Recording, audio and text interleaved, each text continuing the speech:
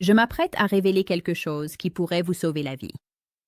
Quelque chose d'une telle simplicité que cela paraît presque ridicule.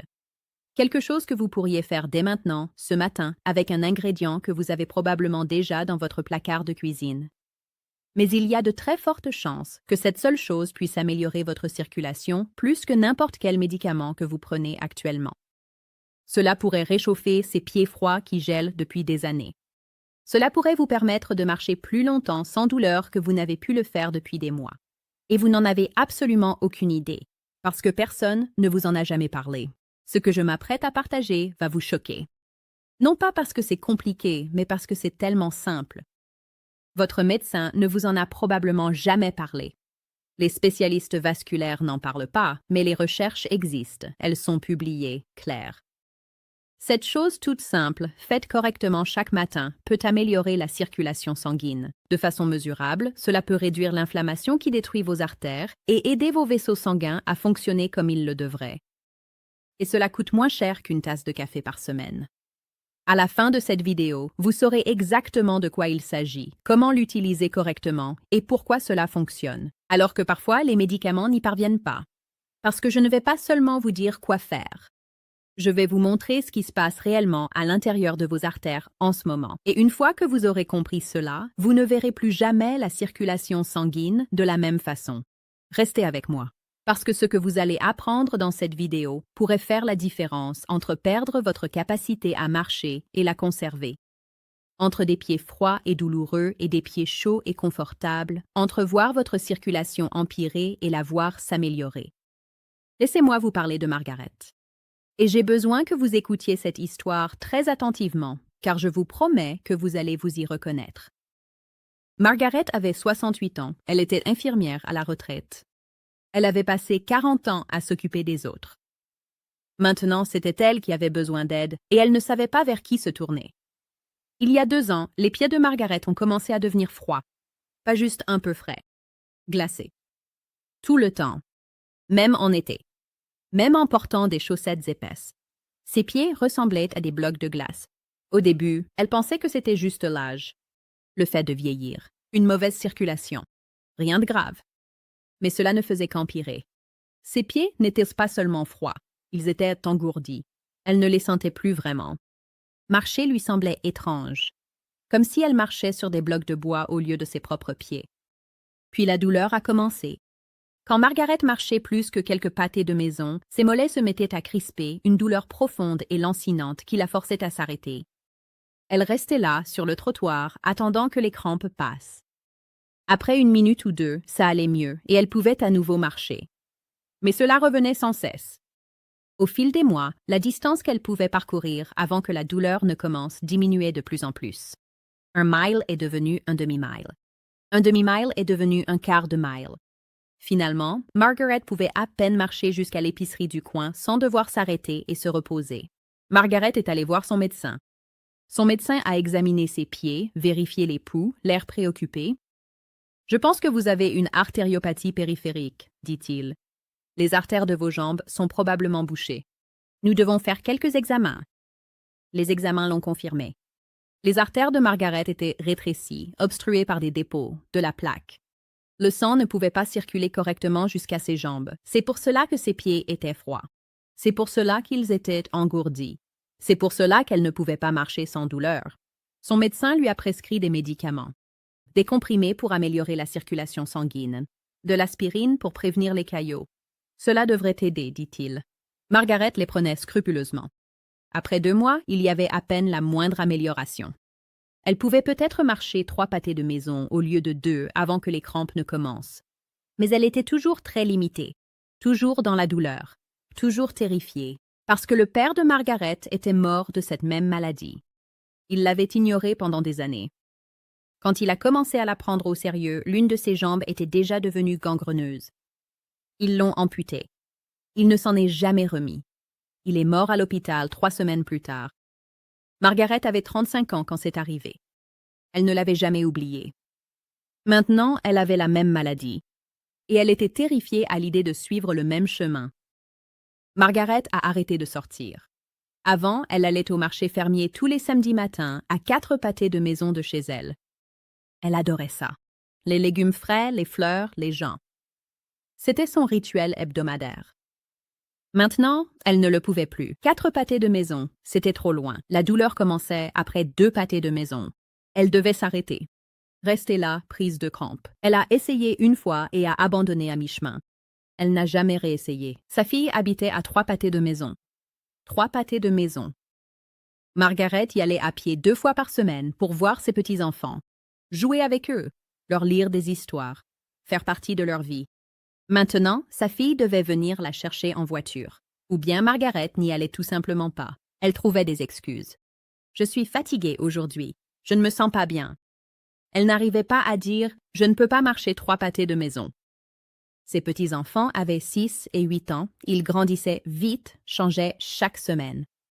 Et Margaret passait à côté, manquait des moments où elle aurait dû être là, des anniversaires, des spectacles scolaires, des matchs de foot, tout cela à 3 pâtés de maison.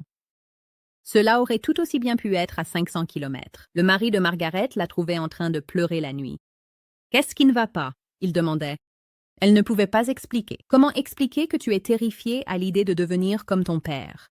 Que tu regardes ton corps suivre le même chemin et que tu ne peux rien y faire? Que chaque pied froid, chaque crampe au mollet, chaque orteil engourdi te rappelle que tu meurs à petit feu? Le pire, c'était la nuit. Margaret se couchait et ses pieds étaient glacés. Son mari les touchait par accident et retirait sa main. « Tes pieds sont gelés, disait-il. Ce n'était pas une critique, juste un constat. Mais Margaret l'entendait comme une confirmation. Sa circulation était si mauvaise que ses pieds ne pouvaient pas rester au chaud, même sous les couvertures. Elle restait allongée là, incapable de dormir, ses pieds pulsant d'une douleur sourde. Elle imaginait le sang essayant de se frayer un chemin à travers ses artères rétrécies, pas assez d'oxygène atteignant ses tissus, ses pieds mourant lentement, devenant pâles, puis violets, puis noirs, gangreneux, comme ceux de son père.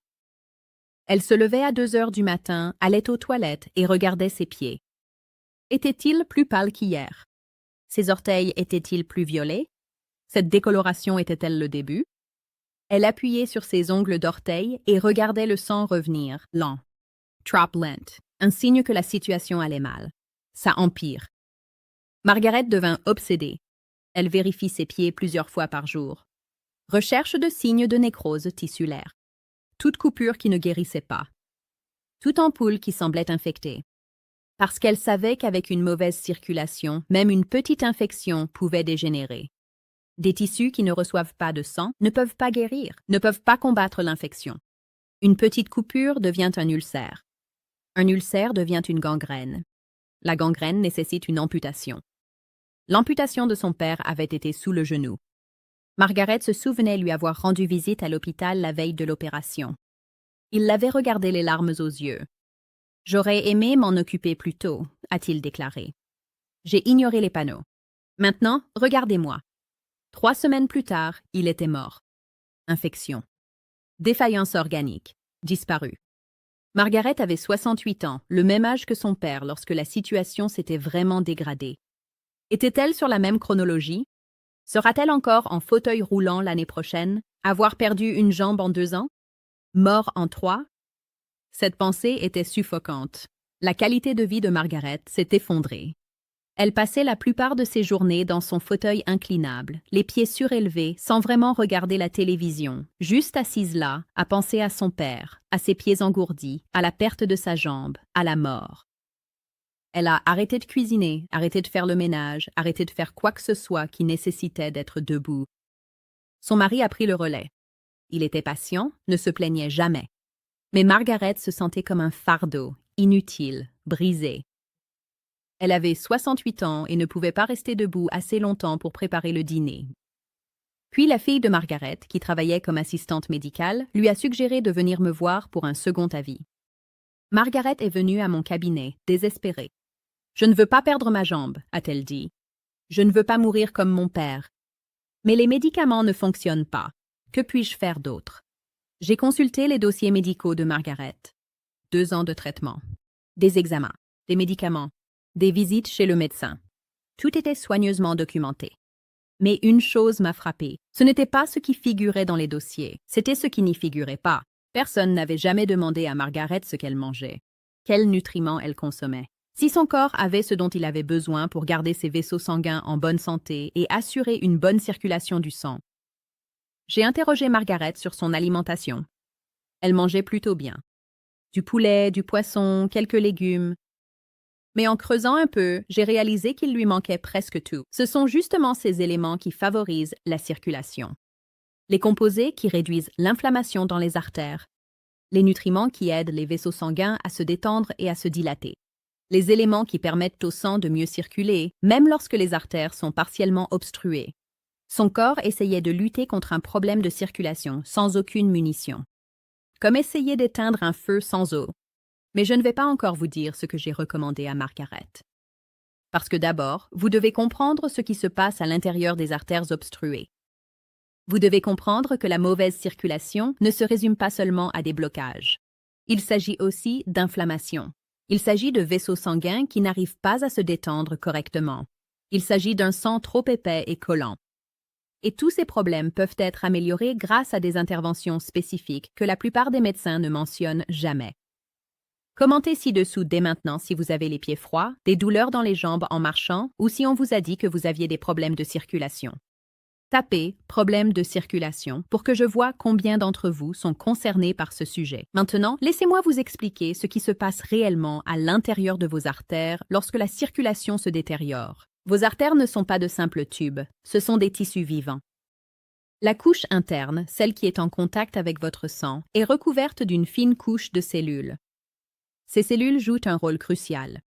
Elles produisent une molécule qui permet à vos vaisseaux sanguins de rester détendus et ouverts. C'est cette molécule qui permet au sang de circuler librement. Lorsque ces cellules sont endommagées ou enflammées, elles cessent de produire suffisamment de cette molécule. Vos artères deviennent alors rigides. Elles ne peuvent plus se détendre correctement. Le flux sanguin diminue. Même si les artères ne sont pas complètement bouchées, le sang ne peut pas bien circuler parce que les vaisseaux ne s'ouvrent pas comme ils le devraient. C'est ce qui arrivait à Margaret. Ses artères étaient effectivement partiellement obstruées, mais le plus gros problème, c'est que les artères elles-mêmes ne fonctionnaient plus correctement. Elles étaient enflammées, rigides, incapables de se dilater correctement. Et les médicaments seuls ne suffisaient pas à régler ce problème. Il y a maintenant un élément précis qui provoque cette inflammation. Quelque chose qui rigidifie les artères et les empêche de se détendre. Ce n'est pas du cholestérol, pas directement. Il s'agit des dommages causés au cholestérol à l'intérieur des parois de vos artères. L'oxydation. La réaction inflammatoire que votre corps déclenche lorsque du cholestérol endommagé se bloque. Cette inflammation est chronique, en cours. Cela endommage les cellules qui tapissent vos artères. Cela les empêche de produire la molécule qui maintient les vaisseaux détendus. Et le cycle se poursuit. Inflammation accrue, des vaisseaux plus rigides, une circulation sanguine encore plus mauvaise. Encore plus de dégâts. Les médicaments que Margaret prenait tentèrent de forcer la circulation sanguine à travers des artères endommagées, enflammées et rigides. Mais ils ne s'attaquaient pas à l'inflammation elle-même. Ils n'aidèrent pas ces vaisseaux sanguins à se détendre et à fonctionner correctement. Ils géraient les symptômes sans résoudre le problème de fond. Et voici ce que la plupart des gens ignorent. Il existe des composés naturels spécifiques qui réduisent directement cette inflammation, qui aident les cellules des vaisseaux sanguins endommagés à se régénérer et qui augmentent la production de la molécule maintenant les vaisseaux détendus. Ces composés ont été largement étudiés. Les recherches sont publiées. Les mécanismes sont compris. Mais la plupart des médecins n'en parlent jamais. Le composé dont je vais vous parler est l'un des plus puissants à cet effet. Les recherches montrent qu'il réduit l'inflammation dans les vaisseaux sanguins. Il aide les vaisseaux à se détendre et à se dilater, améliore la circulation sanguine de façon mesurable et il est utilisé depuis des milliers d'années précisément à cette fin. Commencez-vous à ressentir de la frustration? Vous devriez. Parce que cette information existe. La recherche existe. Mais personne n'en a parlé à Margaret pendant 2 ans, alors qu'elle souffrait. Personne ne lui a dit qu'il y avait des choses qu'elle pouvait faire, au-delà de simplement prendre des comprimés et espérer. Maintenant, avant de vous révéler de quel composé il s'agit, j'ai besoin que vous fassiez quelque chose. Cliquez sur le bouton « J'aime ». Je sais que je ne vous ai pas encore dit de quoi il s'agit, mais votre « J'aime » aide. Cette vidéo touche plus de personnes ayant des problèmes de circulation et qui ont besoin de cette information. Davantage de personnes souffrent sans avoir la moindre idée que des interventions aussi simples existent. Veuillez cliquer sur J'aime dès maintenant. Le composé se trouve dans le clou de girofle. L'épice. Les petits boutons séchés que vous avez peut-être dans votre cuisine en ce moment. Plus précisément, c'est un composant du clou de girofle qui constitue la majeure partie des composés actifs. C'est ce qui donne au clou de girofle son odeur et son goût caractéristiques. Ce composé agit de plusieurs façons sur votre circulation.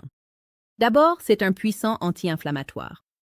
Il réduit l'inflammation des parois de vos artères, qui les rend rigides et empêche une bonne circulation sanguine.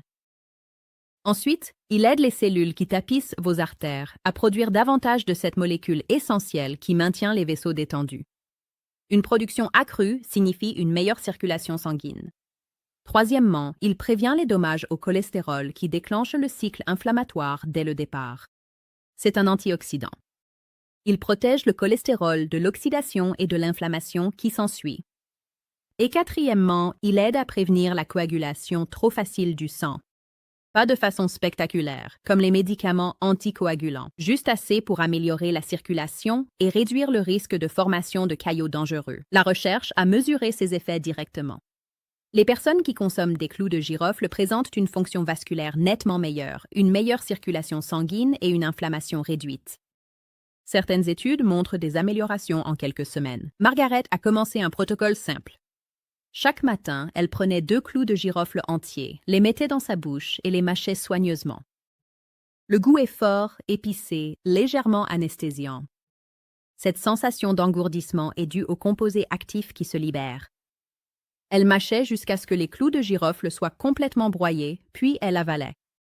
L'ensemble du processus prenait peut-être 30 secondes. Pourquoi des clous de girofle entiers plutôt que des compléments alimentaires? Parce que les clous de girofle entiers contiennent tout dans un équilibre naturel, tous les composés agissant ensemble.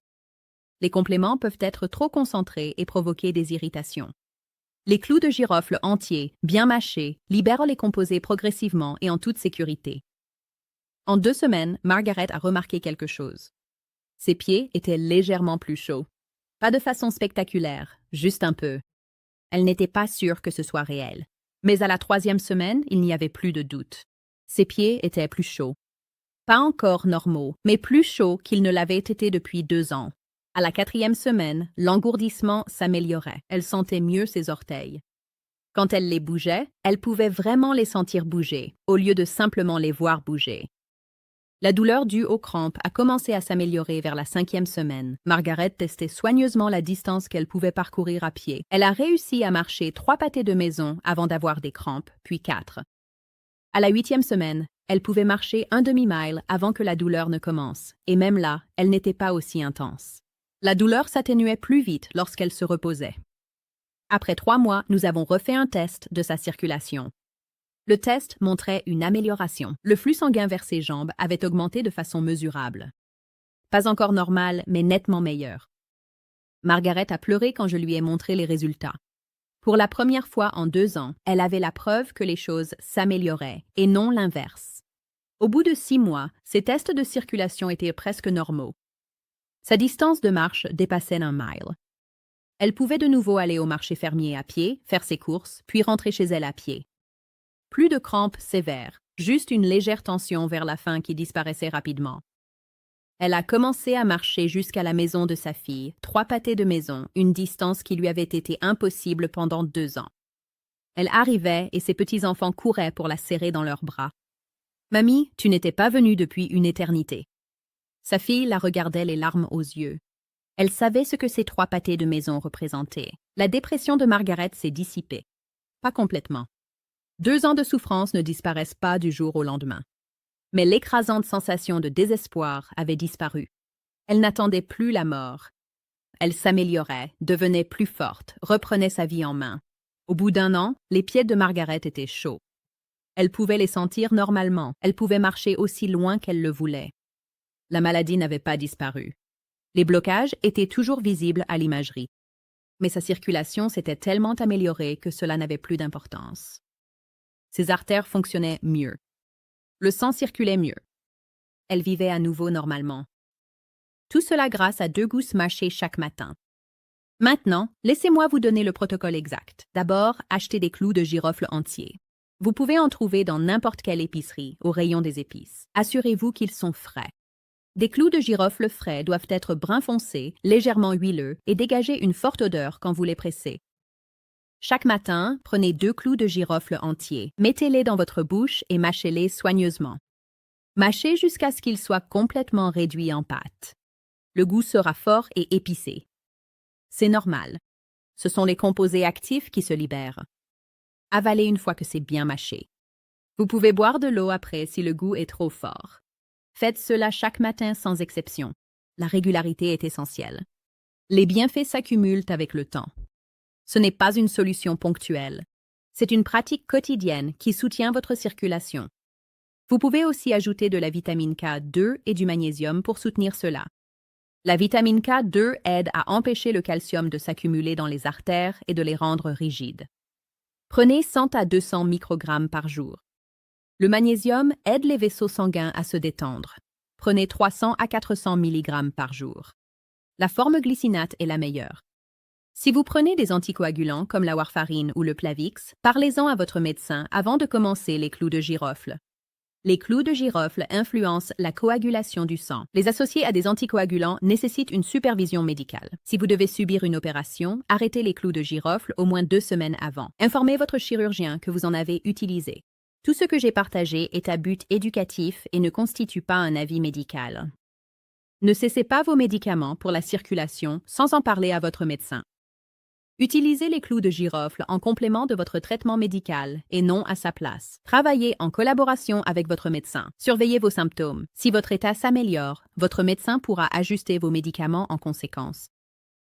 Ce soir, pensez à Margaret, 2 ans à souffrir de pieds glacés et de douleurs crampes, terrifiée à l'idée de perdre sa jambe. Comme son père, sous médicaments qui n'apportaient que peu d'aide. Puis elle a commencé à mâcher 2 clous de girofle chaque matin. En quelques mois, sa circulation s'est nettement améliorée. Sa douleur a diminué. Ses pieds se sont réchauffés. Sa vie est revenue. Cela pourrait être vous. Dès demain matin, 2 clous de girofle. Bien mâchés. Chaque jour. C'est aussi simple que ça. Et cela pourrait tout changer. Partagez cette vidéo avec toute personne que vous connaissez qui a des problèmes de circulation, les pieds froids, des douleurs aux jambes. Votre partage pourrait changer la vie de quelqu'un. Abonnez-vous à cette chaîne. Et surtout, commencez dès demain. Donnez à votre corps ce dont il a besoin et observez ce qui se passe. On se retrouve dans la prochaine vidéo.